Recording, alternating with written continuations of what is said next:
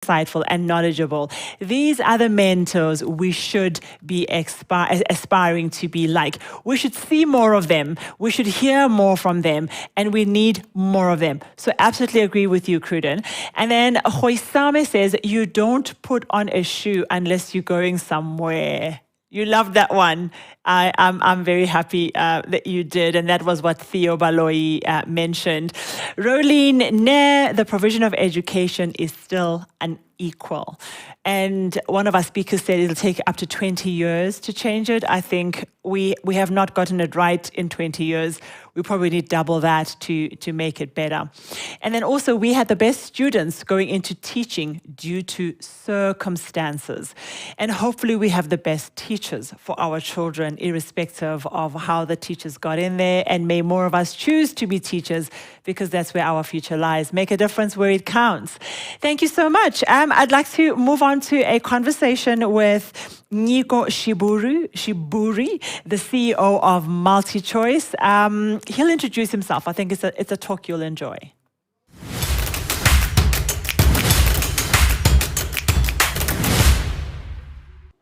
Thank you, Zanele. Distinguished guests, ladies and gentlemen, it is a great pleasure and privilege to open this very special occasion marking the 20th Top Empowerment Conference. I'm quite excited to be here and for all of us to share our experiences and thoughts on how we can best advance our country's transformation agenda. Your presence today is testimony to your commitment to transformation, empowerment in your various companies, industries, and organizations. Ladies and gentlemen, the Top Empowerment 20th anniversary occurs at a time when our resolve and commitment to empowerment as the business sector is being put through a severe litmus test. Firstly, by the challenges of COVID-19, which has resulted in many businesses closing down and people losing their livelihoods. Secondly, by the challenges of the economic conditions where we are faced with low levels of growth. And lastly, by the poor understanding and at times misrepresentation of what empowerment is all about. At Multichoice, we believe in empowerment that makes a real impact in the lives of South Africans.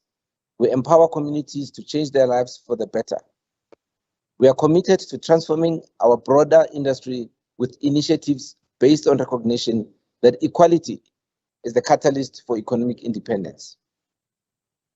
We take the first two letters of BBBEE very seriously, the broad-based aspects of empowerment.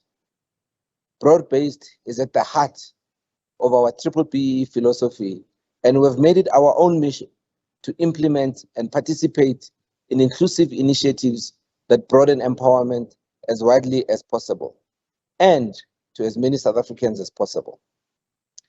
This is because we believe that for South Africa to make a meaningful strides towards transformation and economic prosperity, we need to achieve critical mass of empowered South Africans. There is no doubt that empowerment is a catalyst for economic independence. If more South Africans achieve economic independence, the more our country will grow and develop. Multichoice South Africa is a proud level 1 BBBEE company. And yes, being a level 1 rated company is great, but we look beyond the rating. We have a deep-seated belief that we must do whatever we can to contribute to the genuine social and economic transformation that has a long-term impact in communities, and every year we challenge ourselves to even do more and better. For us, empowerment is when a mother of 4 from Soweto can educate her children all the way through to university using her earnings from our BBBEE share scheme. It is when a former cleaner in Zululand becomes a TV camera operator in her local regional television station that we have partnered with and supported. Or when a man who was once unemployed is now a proud owner of a small business that installs DSTV and is paying it forward by employing 3 others. Or when we enable up-and-coming filmmakers to create more world-class content. Or when a potential talent can be turned into a sports star. Or when we give funding and mentorship to an e-commerce startup that does deliveries in townships so that they can grow quicker. Ladies and gentlemen, please allow me to share with you some of our broad-based initiatives that give meaning to the lives of many South Africans. Our BBBE share scheme, Phuthuma Nathi, has more than 80,000 Black shareholders from all walks of life. Phuthuma Nathi owns 25% of Multichoice South Africa and has received over 13 billion rand in dividends since inception. Through our innovation fund, we give Black majority-owned startups and small businesses in technology, e-commerce, digital content, film and media space funding, and support to fast-track entrepreneurs to industry leaders and create much-needed employment. In the past year, we have spent 10.2 billion rand on SMMEs. 84% of this spend was with Black-owned businesses and 24% with Black women-owned businesses. We invest significantly in local content and sport. This investment supports production houses and is fundamental to the success and sustainability of the film and production industry as a whole.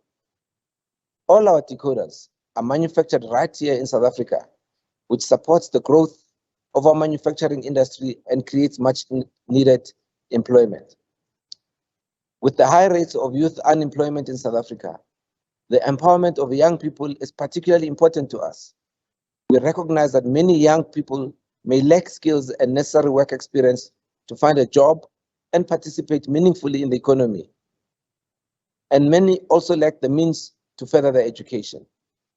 This year, we offered 236 young people bursaries, and we're also very excited to again partner with the Presidential Youth Employment Service, the YES initiative. We will assist with the recruitment and training of 300 learners. Last year, this partnership resulted in creation of 400 new job opportunities. And through the Multichoice Talent Factory, we are helping to train South Africa's next filmmakers and storytellers. This year, in spite of COVID-19 challenges, 14 young people were able to graduate from the program, and I'm proud to say that their films, Inkwekwezi, Njolo Kiskem, Inganega Baba, and Phakathi Egoli, are currently available for viewing on DSTV. Ladies and gentlemen, these are just a few of our initiatives and demonstration of what empowerment means to us. The Top Empowerment Initiative is therefore a great platform, an opportunity to recognize those empowered industry players in the business sector, championing transformation and empowerment, but also to educate, inform, and advocate for truly transformative empowerment initiatives. To quote President Ramaphosa in his address at the opening of the Presidential Job Summit last year, I quote, "South Africa needs a new approach to growth and development, one informed by our collective interest and which harness the capabilities of all social partners who should see themselves as being irrevocably committed to creating a prosperous society where all our people live in a better life in peace and harmony," end quote.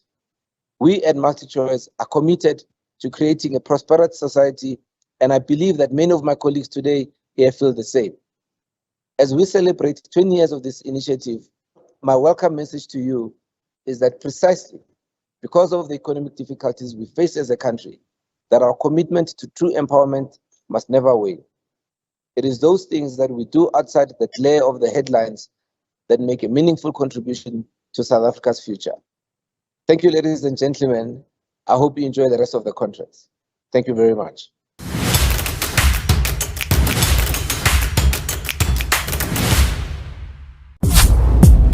The Innovation Fund would look to investing in businesses because they want to be part of the solution. It's very important to search every avenue to make your dream a reality. And the Innovation Fund is definitely one of those avenues. There's a lot of mentorship and guidance that's happening in the background. You have somebody saying, well, I believe in you. The support from Multichoice has allowed us to pursue our dreams. Multichoice has been such a phenomenal partner. I think it's propelled what we're doing in such a massive way. Multichoice has given us the ability and the opportunity to diversify. I would tell young entrepreneurs to do take that risk. Be professional, don't take anything or anyone for granted. Start small, use people who are dedicated.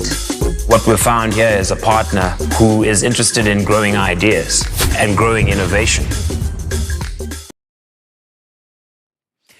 And thank you so much to Nyiko from Multichoice. Thank you for still being with us and for your contributions on social media and activity on the platform. You are keeping the day going strong. We have a lovely lineup to come, and the conversation still around transformation, be it in SME, enterprise and supplier development. And that's what we actually want to focus on right now, a conversation on how do we become innovative in enterprise and supplier development program implementation. Now, to join us for this conversation, I've got Collen Dlamini, Executive Head, Corporate Affairs at Multichoice, Allon, Raiz, Founder and CEO of Raizcorp, and Yasmine, Miemiec, Director of 5 Inc. Let's cross over to that conversation in just a second.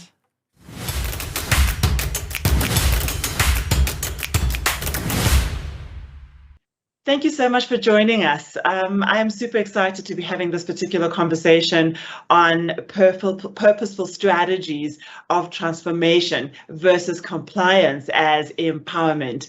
I think this particular summit is, for me, one that a year later I'm having the discussion again, but I want to celebrate the progress that has been made by those individuals who are committed to empowering Black businesses and people of color to gain actionable insights on transformation for the South African workforce. So it's going to be interesting to see what we've managed to achieve, what our challenges are, and also how do we further continue to find the energy to push for the transformation agenda. Very excited to be talking about how to implement innovative enterprise and supplier development programs. So as part of my panel today, I've been gifted with Collen Dlamini, who's the Executive Head for Corporate Affairs at Multichoice South Africa, Allon Raiz, the Founder and CEO of Raizcorp South Africa, and Yasmine Miemiec, Director of 5 Inc. in South Africa. Panelists, good morning. How are you this morning? Good morning. Morning, Zanele. Morning, Zanele. Morning. It's not such a bad cold morning in Johannesburg. It seems like everybody is in Joburg. Let's cross fingers. We do just fine in terms of our connectivity, but if anything happens, hang 10, we'll just pick it up and we'll keep on moving. I think I'd like to really start off with the conversation of how have we fared in the last 18 months or so when it comes to enabling enterprise and supplier development. We definitely had no choice but to think beyond compliance, or to think beyond how we did things in the past. And Allon, I know you work with a lot of organizations. How do you think Corporate South Africa has managed this transition? Thank you for having me today. You know, we've been involved in the enterprise and supply development now for 21 years, even before the codes were promulgated. And in the last 18 months, there's been a massive shift. I'm looking from a relative 21 years history, looking what happened in the last 18 months. And I'm glad you used the word purposeful, because I've seen a huge shift more to purposeful transformation. And we've seen it happen in 2 areas predominantly. The one area is around the supply chains. You know, in Raizcorp, we have this term called the Acha Lady. And the Acha Lady is the entrepreneur who makes Acha. And before, corporates would just put that person onto a program. What we've seen now is there's a very purposeful intention to take somebody who can become a meaningful contributor to PrefProc. And PrefProc is where it's all been moving. So what we've been seeing now is that the organizations are starting to think a little bit more long-term, in the sense that they are looking, how can I take a small business and grow it to a point where it has a real impact on the business strategically and on our PrefProc. On the other side, we've seen a huge move into more rural and youth-based programs, and that's a function of IPP and the mining sector booming. And the overall narrative there has been that we don't want just another training program. And so what? There's what's going to happen after that. And so those are two, the juxtaposition of those two has been a big shift in the last 18 months. And that's fantastic. Later on, let's talk a little bit, how does that onboarding look? What have organizations had to do differently in order to not only put on PrefProc, but also to nurture, to develop? Because really SMEs have been sort of left to do their own thing. And if they bring about, a good output for the organization, we take you. If we don't, if you don't, we don't. So there hasn't been that purposeful. I really would like to unpack, how much more purposeful have they been, and how much more purposeful can they be?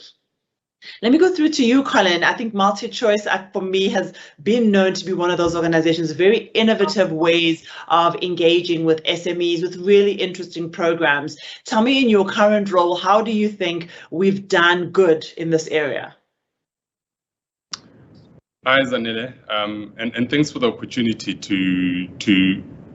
for us to share what we've done in Enterprise development. As a company, it's been a strategic focus for us to help SMMEs and entrepreneurs to thrive, and we've assisted them a lot through the Multichoice Innovation Fund, which was established in 2012 as the Multichoice Enterprise Development Trust. So we then rebranded it and refocused it as the Multichoice Innovation Fund to specifically focus on helping entrepreneurs who are in the innovation sector. That's entrepreneurs that are leading in digital content, that are leading in film, that are producing a lot of unique solutions to our African problems.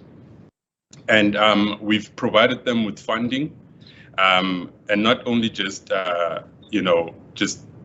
we've gone beyond funding. We've now also helped them in terms of providing a program where we are mentoring them throughout their journey to hone their skills in management, in legal and compliance, in finance and business development. We've also given, our suppliers access to our supply chain opportunities within Multichoice and preferable payment terms between, 7 and 14 days, because we know that their cash flows are quite fragile. And the aim for us is to ensure that we create self-sustaining, successful businesses that are owned and empowered and empowered by entrepreneurs. And in the last year, to your question, we funded 8 small businesses that have embraced operating in a COVID-19 environment.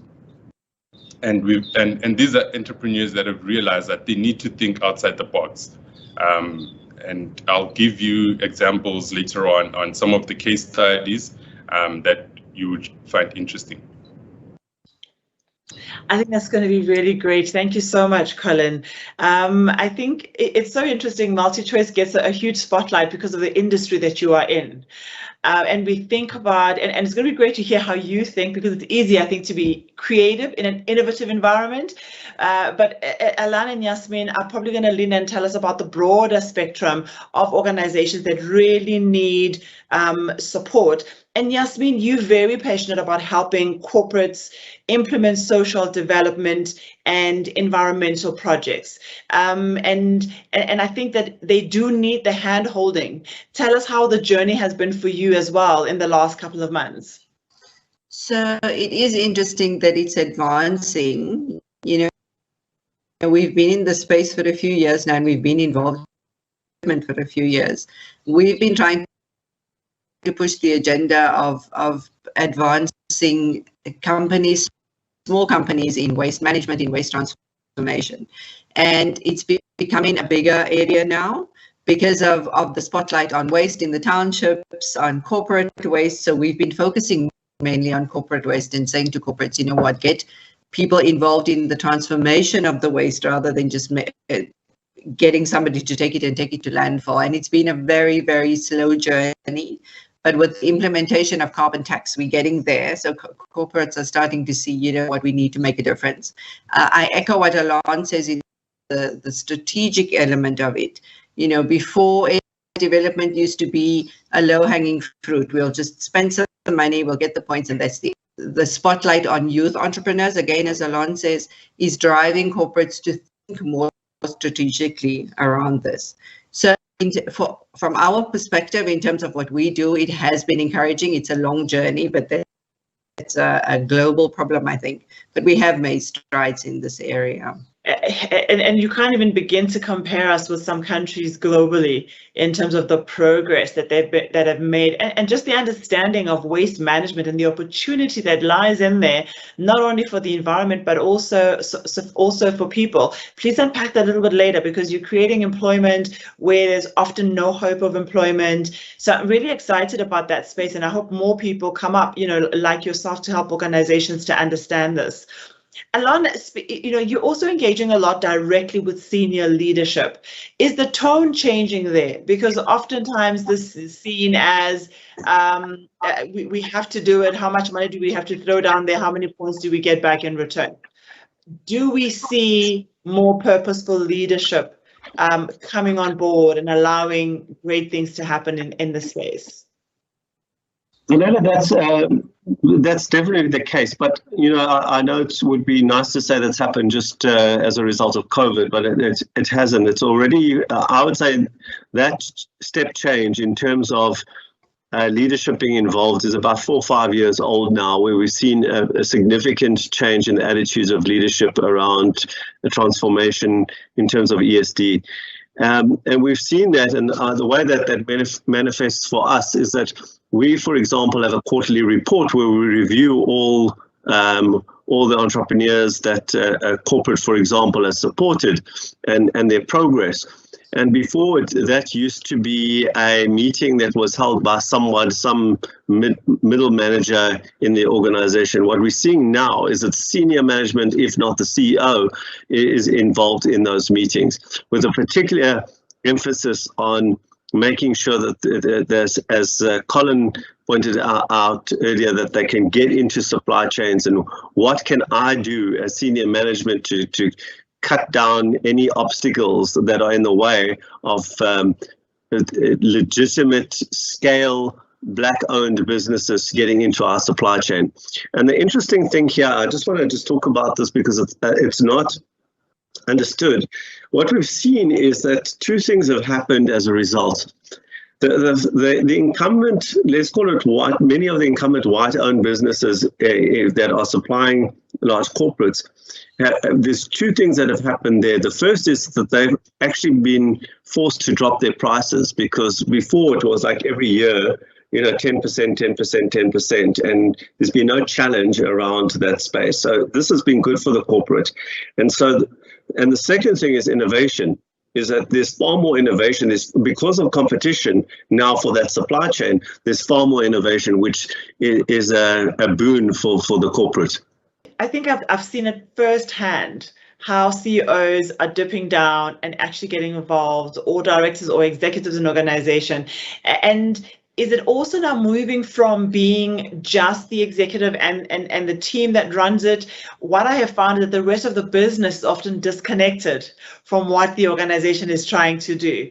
So when you go out there and you're an SME and you're looking for opportunities, Yasmine, especially when you are going out and you are selling something like this, do organizations need to collaborate a bit better? Because everything is seen in such isolation. So who handles that? It's just that person. But no, the whole organization is not really driving to be a purposeful organization. How are you finding the sales process of going in and having conversations and trying to get everybody on board versus just one person? So the process is easy. Everybody likes the idea of contributing to the environment and making a meaningful difference and using it as branding. What we're seeing is we need to speak to the environmental manager and we need to speak to the BEE manager, and they don't speak together. All right, they historically work in their own silos. They have nothing to do with each other, and they have very little interest, frankly, in what the other person is doing because they have their own reporting to do. And that's the process that we're finding difficult, is to say, you have an environmental problem, you have a waste management problem, you have BEE targets. What better way to solve your environmental problem than to use the money that you're going to spend anyway? For ACD, because we work on a graduation process, so we start with ACD. We take unemployed people and say, okay, we give them some skills, and ideally we're going to use your skills development budget for unemployed people to do some training, to graduate them to micro entrepreneurs, and then they will provide a service for you and be within your supply chain, although in a very non-core capacity. And we're not getting that message across. So everybody that we speak to says, that's absolutely great. Now I have to find the budget for it. And the BEE person, they have their own preferences. And so they're not necessarily passing their budget on to the environmental manager.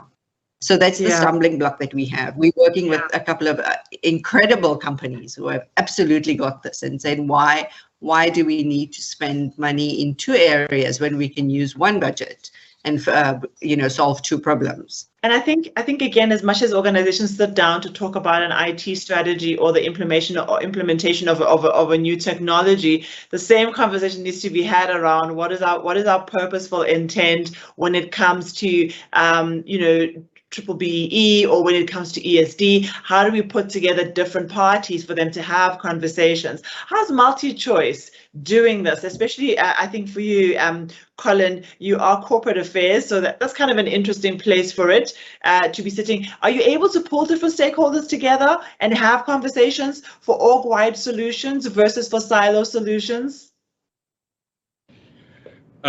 So we've been lucky enough at Multichoice to really get that buy-in from senior leadership, all the way from the board.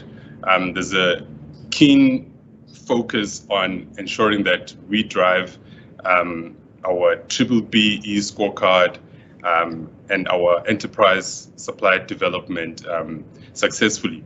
So at corporate affairs, we have CSI and transformation reporting into my role, and I'm accountable for the scorecard.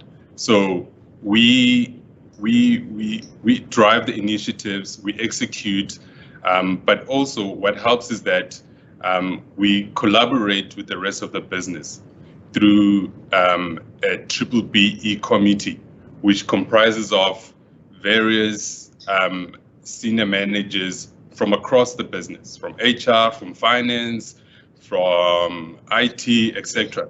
So that when we look at all the strategic pillars, we are able to then allocate the necessary resources and all the capabilities to ensure that we execute successfully. So that has helped us as an organization because we collaborate very well. The BE committee sits on a monthly basis, and we're able to drill down into the granular detail of the various elements that underlie our scorecard. Thank you so much, Collen. I think it's encouraging, and I hope that it's efficient or works towards being efficient. You made me think of something there around the global goals. Is it business? Are we able to translate the global goals for sustainable development into opportunities? And happy for anyone to take this one. Just that Yasmine made me think about the importance, I suppose, of also having a look at how we tie this into the environment, which is but one of the global goals. Who'd like to take on questioning global goals as an opportunity for enterprise and supplier development thinking? I don't mind taking this on. I'll just give you an example of what we're doing both here and in another country as well. Is we do very much align to Yasmine's thinking around waste. And so what you're looking at is that where there's cholera, there's generally a waste issue, a human waste issue and other waste issues. And it's about creating a micro economy around waste, so that you're looking at waste and you're looking at healthcare. you're looking at two things at the same time, and then you look at the third thing, which is triple BE. So what in this, there is a big emphasis for what we've seen now, is particularly the multinationals who are looking at the sustainability goals, that the triple BEE is used if that budget is used in that way, but not just, for example, in waste, but also healthcare. How do you then triangulate three things out of one? So we've definitely seen that, but more in the multinationals who have got more pressure around that than the local South African corporates.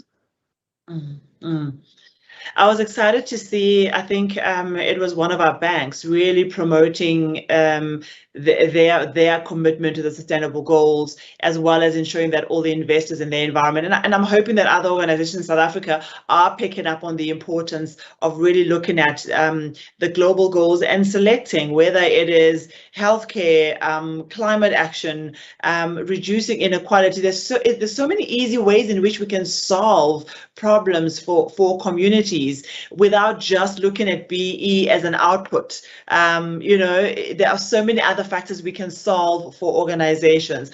Multichoice is also an Africa-wide organization. What do you think are the challenges that you are committed to for our society as a whole, whether it be in South Africa or whether it be across the continent?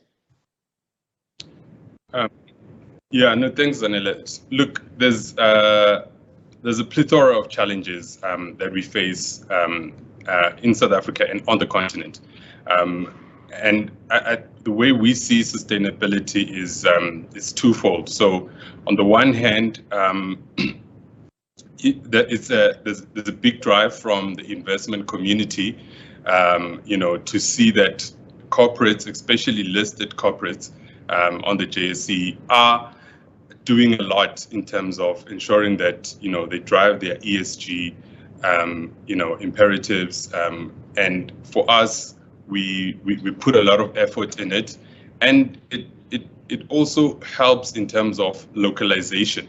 It translates into localization, because then you see a lot of investment into waste management, into other green shoots in the economy. And then on the other hand, with the Innovation Fund, we have various SMMEs that come and pitch their businesses to us. So it's part of our criteria. We look at, is this business case or business plan going to, ensure that there's sustainability from, the way it's going to translate to the community in which that business operates, to the other challenges that we face as communities. So we do look at that a lot, and we're proud to say most of the companies that we eventually do fund and onboard on the Innovation Fund, they contribute a lot to sustainability. And these are real programs. I've seen part of the process where you're really looking at any ideas. I mean, your criteria is very broad in terms of the people that come in and pitch their ideas. And South Africans are so great at understanding how to solve for themselves. In the other panel we had, one of the panelists said to me, ask the people in Alex to solve for the people in Alex. Don't go to Alex and solve for people in Alex. So the localization of solutions is not rocket science. People can solve for themselves. Yasmine, what I really love about initiatives like your own, and I really hope that there are many others or that you gain momentum, is that you're also creating entrepreneurs within your initiative. How are you building capability for people to be self-sustaining and not always needing a hand to be able to feed themselves? How are you moving people into understanding how to make money from waste? It's a simple switch. So you gather a group of we work mainly with the ladies and say, this is the product that we have, let us teach you to make it. And I'll give you an example of a project that we worked on recently. It was teaching a group of ladies to make paper bead jewelry. And then when they get that paycheck from what they've created, a switch is unlocked to say, okay, I can look at other things. And then there is skills development around the mindset. So look at other things that you are throwing away in the townships, and we work in townships. What can you turn this waste material into? And once you show them how to make one product, it is, okay, that's the light bulb moment. So I can take other things and I can create something. And there's also creativity that's unlocked. And I think that's been lacking in South Africa for such a long time. And that comes from, education, where you spoon-fed all of your information. And so all you do is you feel like you just regurgitate it. And we've really neglected creativity.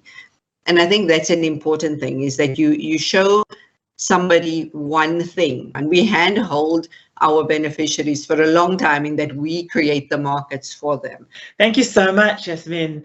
Allon, how are we doing in terms of innovation in the enterprise space? So we innovate. Organizations are open to innovating in terms of bringing on board enterprise and suppliers, but do our SMEs still have the energy to come up with innovative ideas? As Yasmine was saying, are we seeing some really radical, interesting ideas out there? Well, I said before, Zanele, that the whole move in terms of purposeful happened prior to COVID, but what has definitely happened now during COVID is that there has been far more innovation than I've seen also in the last 21 years. And yes, it's predominantly around digital, and there's a lot of Me Too products, but if you sift through those Me Too products, there's often you will find these nuggets of real innovation in there. So what we've seen now is we get on average around 50 to 100 applications a day to join us, to join Raizcorp, and we have to say 1 in 100 will get through. And we've seen those numbers, obviously because of COVID, go up now. But what we've also seen is that the percentage of those who are applying that are innovative is also at least 100% more. And when it's 100% more, instead of maybe 3 or 4 out of the 100 that are innovative, now is 5 or 6 that are like really interesting ways of approaching problems. So we've seen that happen in the last 18 months, and it's actually right now in the last, I don't know what it is about the last 2 months, but in the last 2 months, we've seen it go even higher. And I'm expecting it to go even higher now as people are starting to settle with, and I hate to use the terminology new normal, but that the concept of this kind of summit happening instead of us all in a room, this is going to be part of our future. And so people are starting to say, well, how does all the technologies that have been built, and here's another interesting thing, how have behavioral changes created opportunities? Because what's happened with COVID is there's been behavioral change. So it's not just about technology, it's about the fact that if I'm working from home, then one of the opportunities in home for me is for me to innovate around to make sure that I'm more effective. And it's those two areas, the technology and behavioral change, that we're seeing a massive spike in innovation. So it's going to be even a more interesting world in the next couple of years. I definitely am one of the people that look forward to it, as much as this is a difficult period, but definitely open to the change. The organization, the government policy regulation, are we having hurdles there that really are standing in the way of enabling effective supplier development or enabling effective enterprise? How is the country doing? How is government doing in supporting these development programs? Do we need to see change there that we are not seeing? Not to always criticize government or not to always find faults, and maybe if we can celebrate them for what they've done right, I also welcome that. But what are your thoughts? Zanele, just before I jump into that, I think just to echo what Allon is saying, there's a lot of innovation we're seeing from entrepreneurs in this pandemic, and it shows that, even though we are living in unprecedented times with all these challenges, there's still opportunities. And we also get a lot of applications through the Innovation Fund. And unfortunately, because of capacity and resources, we wish we could take on more of them. And examples of, companies that have done great, in terms of applying their minds to the current circumstances would be a company like Swiper in Tembisa, born in Tembisa. They realized that we're in lockdown, people are at home, and they started a delivery service where township businesses could now, through them, deliver, food, and stuff for like all sorts of businesses, medicine, all in the township, and we can see that this can be the next Uber, because we thought that we're going to, just have 50 motorbikes, in just 6 months, but they've more than doubled that, and exceeded our expectations. And we've seen also a company like Whoosh that just came in with the world-class payment gateway for facilities, to process online transactions. And now we've brought them in, into our supply chain, and they'll be helping the Multichoice group with our payment, solutions with DSTV customers, etc. And even, Yellowbone Entertainment is an example. They were able, in the midst of a pandemic, to still shoot world-class, film productions with the co-production from Canal Plus in France. And it's been amazing to see all this innovation in the midst of a pandemic. So I think our people are creative.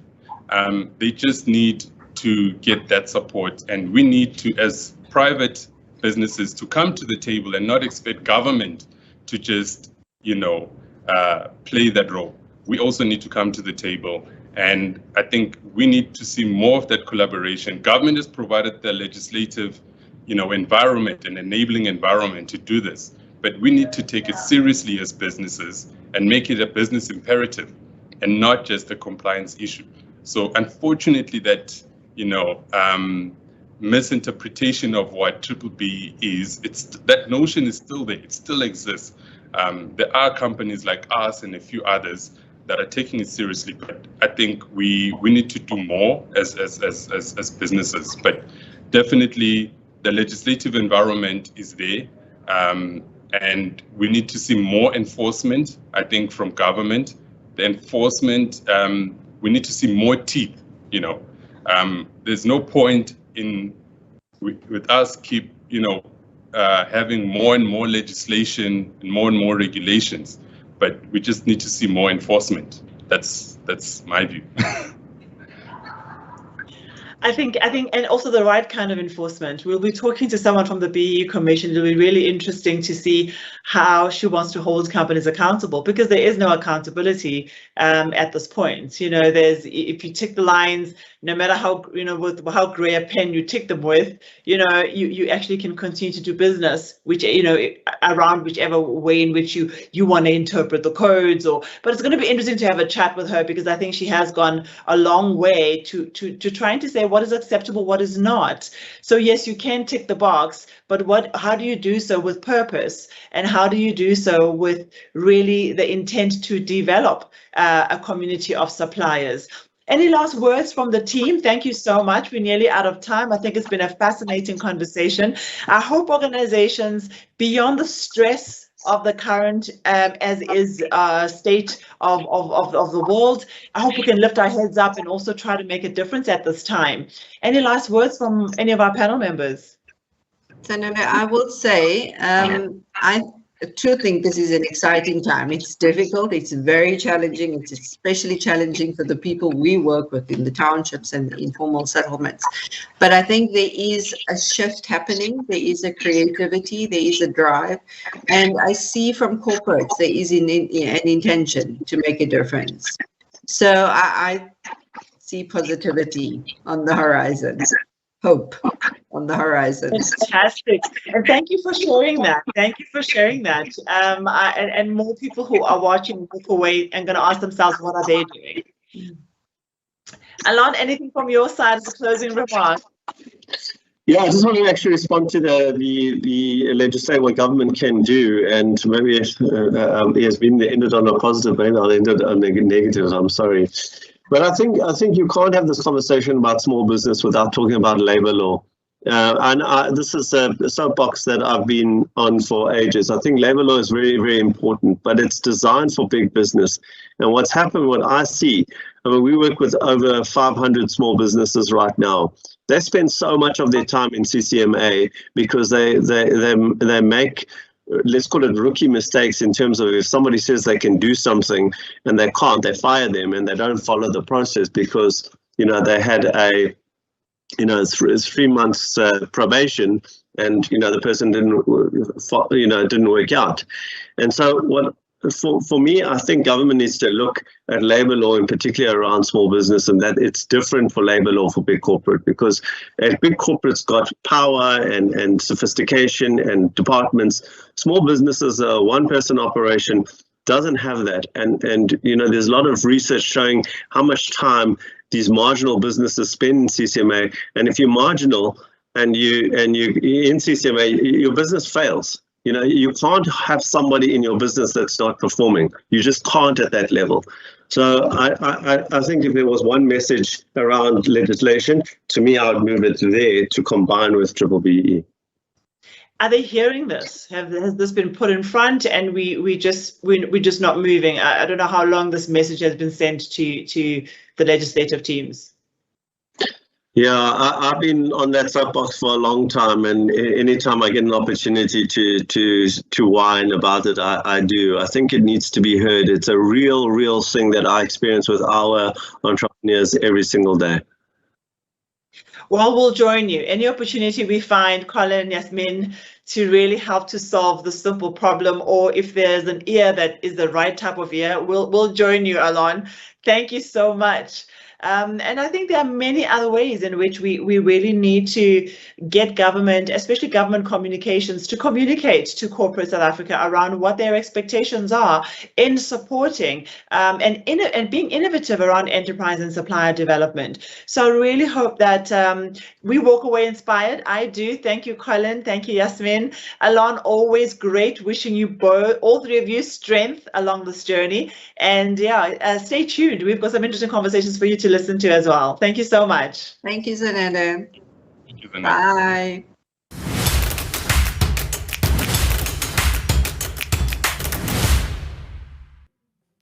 I'm sure you'll pick up that there are key themes on what the challenges are to SMEs in South Africa and what the opportunities are. And these are critical conversations. So thank you to everyone who's given us their time over the last day and a half. And we have two fireside chats now. The first one is with Murray Shabant, Managing Director and Chairman of the board for Signia Group.